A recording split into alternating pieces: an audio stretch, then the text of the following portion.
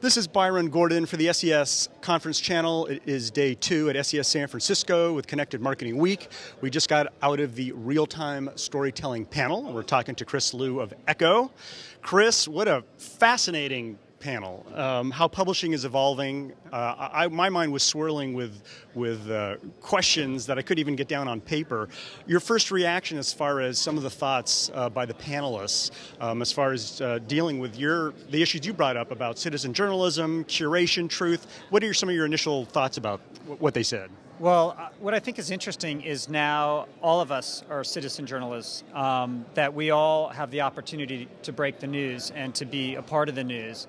And this is incredibly empowering, right? Years ago, we had to beg, say, the New York Times to print an editorial. And now, if I'm on the scene at the World Trade Center, I can tweet it out. If I'm in Haiti and I'm in the rubble, I can tweet it out. And by definition, I am a journalist, right? I am part of the communication. And so it's no longer being preached to me. I am now an equal participant in the news and in the creation of the news.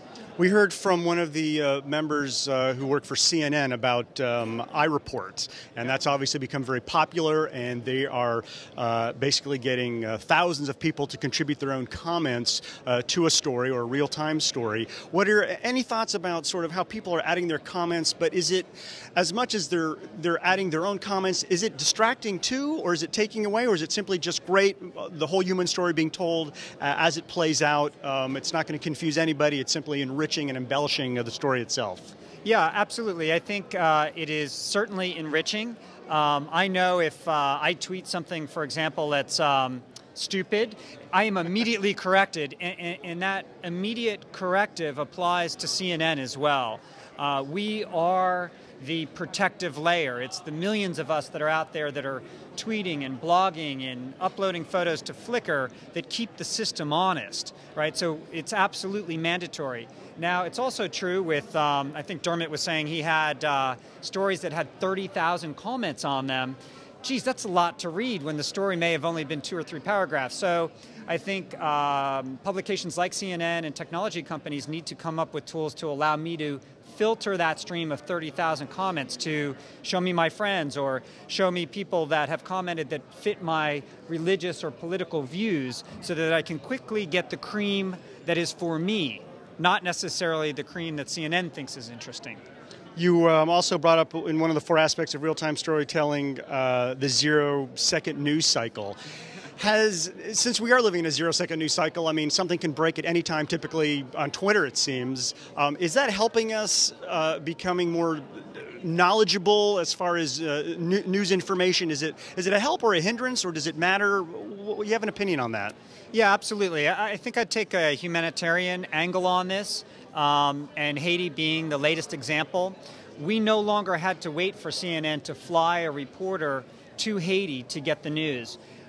Someone in the rubble tweeted out there's an earthquake. And so from a humanitarian aspect, thousands upon thousands of retweets and relays, the human condition acted like its own healing system, and resources could be immediately mobilized to respond to that tragedy because we all relayed out. We were all part of the relay chain so that resources could be brought in. So I think these new modes of communication are absolutely critical for us to respond to things like emergencies.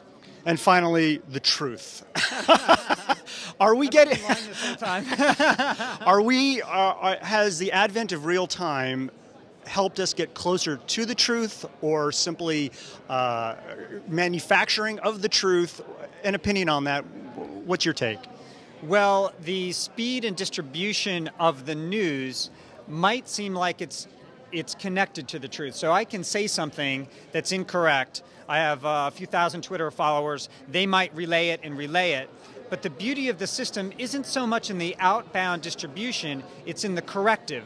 Because if 1,000 or 2,000 or 3,000 people see that tweet, the vast majority will know the truth and they will correct it. They will reply back, no, you blew it on this one. Here's a pointer to Wikipedia or whatever, showing what the truth is. And so the truth is really divined from the masses in a way, and I think it's incredibly empowering to us as individuals, and I think it's incredibly egalitarian, and I think it also leads us towards the breakdown of things like the nation state, of getting all of our truth from our governments. We, at the end, get it from ourselves.